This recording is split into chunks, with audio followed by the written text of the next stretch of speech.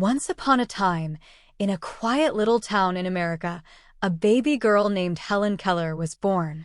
She was a bundle of joy, full of laughter and energy, her bright eyes reflecting the wonders of the world around her. Her parents adored her, and her giggles filled their home with happiness. But fate had a different path for Helen. When she was only 19 months old, a sudden, terrible illness struck. Fever burned through her tiny body, and for days, she drifted between life and death. Her parents prayed desperately, hoping for a miracle. And finally, the fever broke. Helen had survived. But something was wrong. Her mother called her name. Helen did not turn. Her father clapped his hands. Helen did not flinch. She did not respond to the sound of birds singing, nor did she reach for the sunlight streaming through the window. Their little girl could no longer see. She could no longer hear. The world around Helen became an endless, silent darkness. As she grew older, frustration became Helen's constant companion. She could feel the presence of her family, but she could not understand them. She could sense their movements, but she could not see their faces. She longed to speak, to express her joy, her sadness, her wants, but no words came. Her world was a prison, invisible walls surrounding her, keeping her locked away from the voices and faces of those she loved. And as she grew, so did her frustration. She would cry, scream, even throw things in helpless anger. She was trapped in a world she did not understand, and there was no way out. Her parents, though heartbroken, did not give up. They searched desperately for someone who could help their little girl. And one day, a miracle arrived at their doorstep. And Sullivan was young, determined, and full of patience. She had experienced her own struggles. She had once been nearly blind herself. Perhaps that was why she understood Helen in a way no one else did. From the moment Anne met Helen, she knew this child was not lost. She was simply waiting to be found. Helen, however, did not trust easily. She was used to living in frustration, and she fought against Anne's attempts to teach her. But Anne was not discouraged. She saw the spark inside Helen, waiting to be ignited. And then came the moment that changed everything. One warm afternoon, Anne took Helen by the hand and led her to a small water pump in the garden.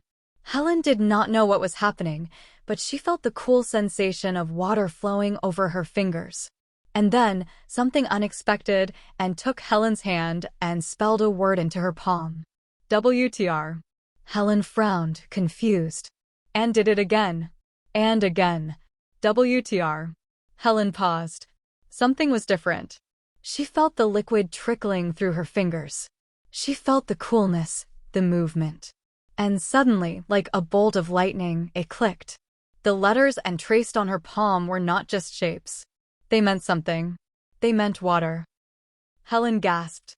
She grabbed Anne's hand, desperate for more. She touched the earth beneath her feet and spelled GRUND. She touched her dress, CLOTH. She ran to a tree, TRE. Her dark, silent world exploded into meaning. For the first time, Helen understood that everything had a name. That she could learn. That she could communicate. The doors of her prison had been thrown wide open. From that day on, Helen was unstoppable. She learned the names of everything around her, her hunger for knowledge growing stronger each day. She did not just want to exist in the world. She wanted to understand it, to grasp it, to claim it as her own. She learned to read by running her fingers over raised letters and books. She learned to write, carefully forming words that had once been locked away inside her. And then, the greatest challenge, she learned to speak. She placed her fingers on Anne's lips, feeling the way they moved. She traced the vibrations of the throat, the movement of the tongue.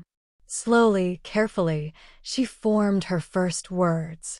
The world heard her voice for the first time. Helen Keller, the girl who once lived in silence, was now telling her story. Helen's thirst for knowledge was limitless. She went to school, then college, an almost impossible feat for someone who could not see or hear. But Helen refused to believe in the word impossible. She became the first deafblind person to graduate from college. She wrote books, sharing her journey with the world. She gave speeches, standing before thousands, her words inspiring generations. She proved that blindness was not weakness, that silence was not ignorance, and that determination could conquer anything. Helen Keller became a beacon of hope, a living symbol of courage and resilience. She did not just break free from her prison, she tore it down, brick by brick, until there was nothing left but light. Helen spent the rest of her life helping others who faced the same struggles. She worked tirelessly for the rights of blind and deaf people, ensuring they had access to education and opportunities. She proved that our greatest challenges do not define us, our courage does. Her story is a reminder that no matter how dark the path may seem, no matter how silent the world may be, there is always a way forward. With determination, patience, and an unbreakable spirit, we can achieve anything. Never stop believing in yourself. Like, share, and subscribe.